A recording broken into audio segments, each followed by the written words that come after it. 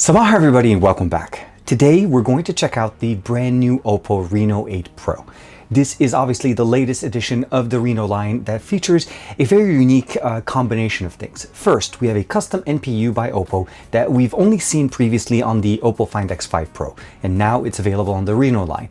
Second, we now also have the MediaTek Dimensity 8100 Max, a custom version of the 8100 made specifically for OPPO for the Reno line. So there's a lot of things to cover when it comes down to the OPPO Reno 8 Pro, but let's not waste any time. This is TK and this is the brand new OPPO Reno 8 Pro. Let's check it out.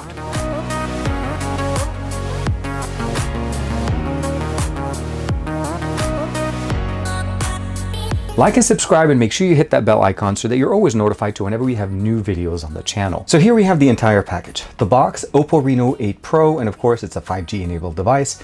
Now this one is the UK style. As you can see, I actually have the charger here for the UK, an 80-watt charger. And one of the really nice things is the fact that it charges that 4500 milliampere pretty much as fast as what we see with the Find X5 Pro. So that's one of the big benefits there.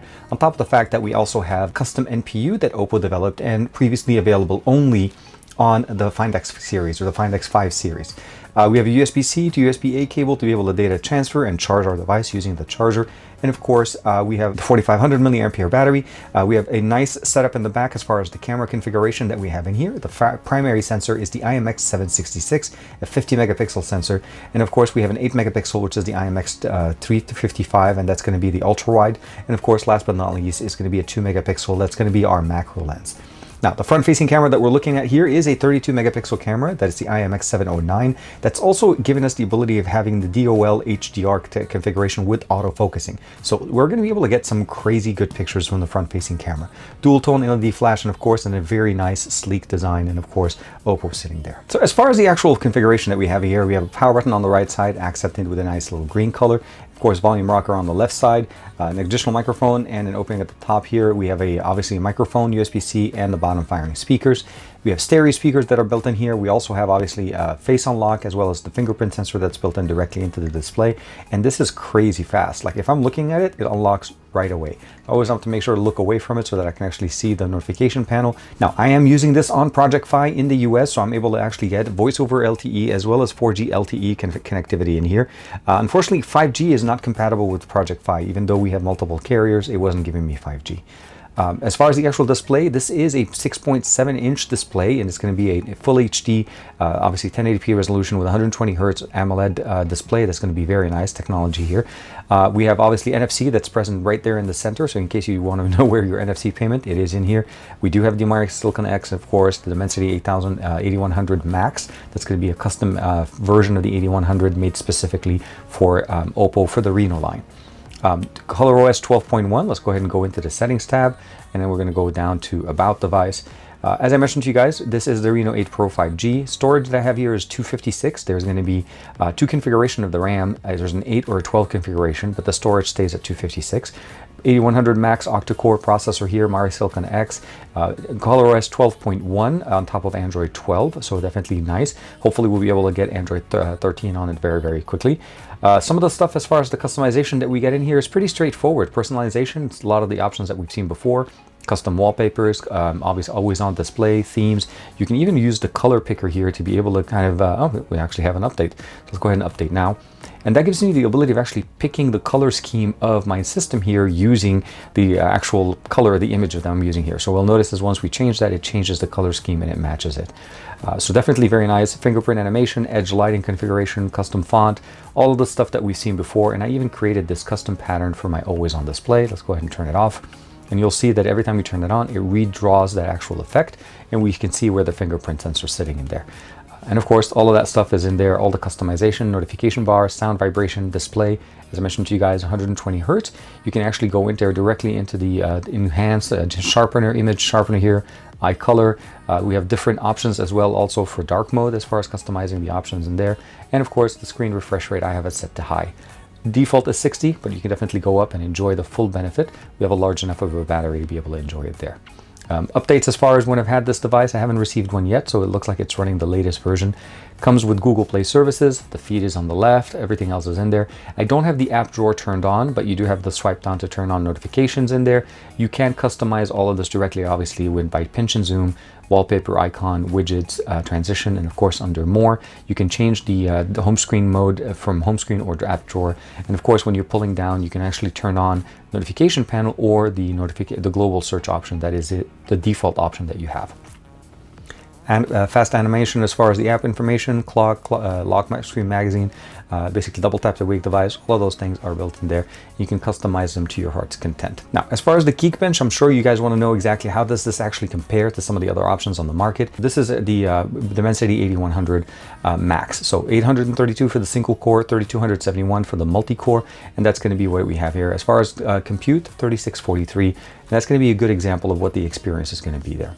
From the configuration as far as speed testing it, again, as I mentioned to you guys, we have 4G LTE, no 5G, but I'm still able to clock in about 103 down and about 60 or 58 up. So that's actually pretty reasonable considering this is running on Fi, and again, in the US, you're not going to have any problems. And although it's not the fastest 5G or LTE, I guess I'm still getting pretty decent speeds. And I mentioned to you guys, we have voice over LTE on T-Mobile here since it's running in the US. Now, we're going to talk about this in a slightly different format that I'm typically normally able to do. I'm going to be doing part of this example, and what you probably noticed in the intro of this video is that I started this review or this video for you guys in the office in here before I traveled on a trip. But we are going to finish it on the trip, and that's going to be the experience that we're going to do there. So we're going to start off here. We're going to talk about the camera. As I mentioned to you guys, the experience here that we're looking is the primary star is going to be that 50 megapixel, the IMX766. It's a well-known, very well-performing sensor that we have in here. The optics that we have in here is obviously for looks. It's not necessarily that that's how big is the sensor, but it is going to be the star of the show, and that's going to be the primary and the double and the 2x zoom. This is basically a 2x crop. We're going to be able to shoot infrared video mode. We're able to go all the way to 4K 30 frames per second, no 4K 60. On the front, we also have 1080p. That's going to be standard to what we've seen with OPPO before. We have stabilization, we have ultra steady, we obviously have night shot, and this is where the experience is going to be kind of moving. I've taken a lot of images. I've been using this device for a few days, so there's not a question that I really enjoy using it. But I still need to take a lot of the videos and the content for the low light, because that's one of the biggest things that they're showcasing. It's the ultra low light in 4K that we're going to be able to use that. So we're going to see that example in just a second. We're going to jump in that, but obviously some of that is being done a little bit after I started recording this video. Photography, we have AI mode, 50 megapixel. We can also jump in to use Google Lens in there. There's always the integration there. Under more, we have Pro mode, Extra HD, Panorama, Macro for that 2 megapixel sensor, Movie mode, Slow motion, Sticker, Dual View, Loop templates, which I really love. If you ever like using templates using directly, like say within Instagram for Reels and so on, this is going to be absolutely fantastic. And they have a very good collection in there. Text scanner, all of that good stuff is going to be really nice. You can customize your wallpaper, you can do a whole bunch of stuff, but let's not waste any time. Let's jump in and do a quick sample of the front-facing camera and the main sensor on the back on the brand new Reno 8 Pro. As usual, we're going to start off with the front-facing camera. 1080p, 30 frames per second is going to be the best that we can shoot here. Of course, the main sensor on the back is going to give us an even better experience at what we get there.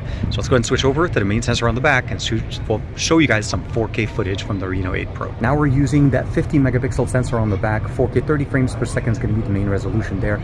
Now we're not able to shoot 4K on the ultra wide since it's not as high of a megapixel camera, so we're going to be able to shoot 1080p there. But the main sensor also features some obviously not optical, but necessarily stabilized footage, which drops us down to 1080p. So a few extra modes that we can do there. But this is going to be the best performer on the Reno 8 Pro. As you saw there, obviously the video looks absolutely fantastic, and even from the front-facing camera, you start seeing some of that HDR content processing there with autofocusing on the front-facing subject. So it's really intended to create content from that, and of course, as you're seeing there, it looks really nice. Now, before we get into the obviously the audio and all of that other stuff, I do want to mention that there are a few suite of applications that are installed. We have the My OPPO app, the voice recorder, the music party. That's really nice to be able to play music over multiple devices. Clone Phone is going to be the app that you use to transfer your content from your old device to your new one. You can just download the same application off the Google Play Store and transfer your content. Video Player, Phone Manager is a very nice integrated service that they included into this that allows you to actually manage the resources, virus scanning, app management, and of course privacy and battery configuration and optimization for the device. It is built in directly out of the box. We have snack video in there. We have Google Lens. I installed Layout and Twitter, of course, TikTok as well. And of course, Lazada, this is based on European model again. And then the Soloop Cut, that's going to be the editor that we can use. The O Relax, and of course, that's going to be helping us to just relax. These are some of the things they used to have in beta. They're fully available now. And of course, additional apps like LinkedIn and Agoda there. But let's go ahead and jump in real quick to YouTube, and we'll go ahead and play our favorite song. And it's going to always be Alex Crindo Jumbo by NCS Release. We have the volume set to 100%, and of course, we're going to listen to it to the stereo speakers. Jack it up.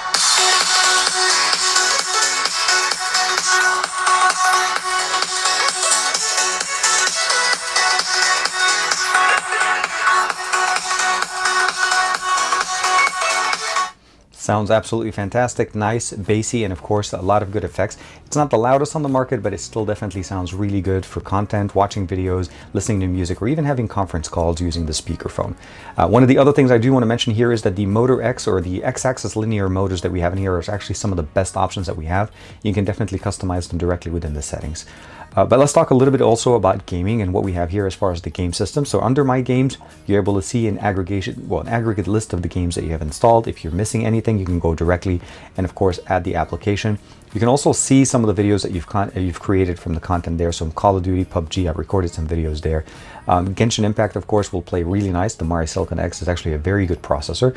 And of course, we have Genshin, well, the Geekbench 5. I wanted it to run at the full potential. So I'm going to try and turn on PUBG Mobile real quick. I'll go ahead and reduce the volume. And then we still have access to the full system configuration that we swipe here from the side. And that gives us access to performance mode, game focus mode, and of course, notification block, screen recording, game filter, touch optimization, system status. It gives it a really nice option here to see the frame rate, the GPU, and the CPU consumption. Really, really nice, especially in videos, and you'll see that in my examples. We have the voice changer and of course, orientation lock if you want to be able to customize that.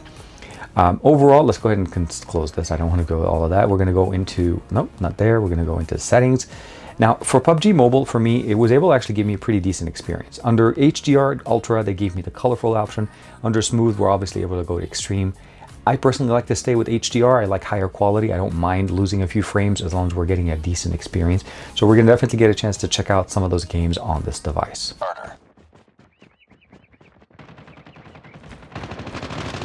Lost the lead. Enemy contact! Tied for the lead. We lost the lead. Contact with enemy. Target's inside. Contact with enemy. Tied for the lead. Headshot. We lost the lead. Enemy Lead contact. online. It's too close. Fight harder. Inside. Contact with enemy. It's empty. Enemy UAV spotted. Contact. Hostile hunter taking the lead down. Inside.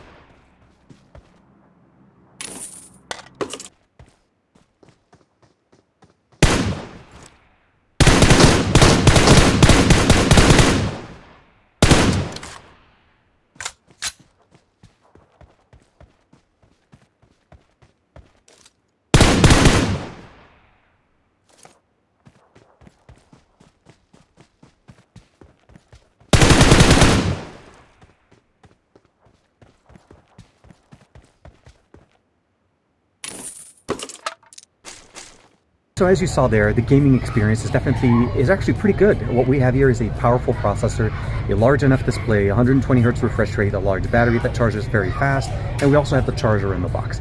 Now, typically this part of the video is done in the studio, as you probably were expecting, but I'm actually outside. I'm traveled with this device. I'm actually on vacation with the family right now, and I've been using the Reno 8 Pro to document my experiences and of course my vacation with the family, and I'm hoping that that says something about how much I trust it.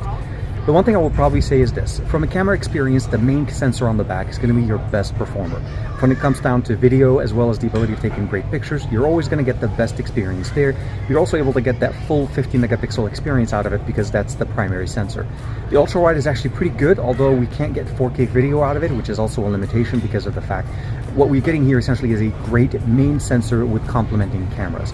The front-facing camera is actually also very nice. What I love about that is the ability of creating great, what I would probably say is dynamic range, good video, good experiences. And you'll see in most of the experiences I've been sharing with you guys here is that they're performing very, very nicely. Now, the Dimensity 8100 Max is a very powerful processor, of course, and it gives us the ability of getting a lot of the benefits of flagship experiences at a much more affordable price.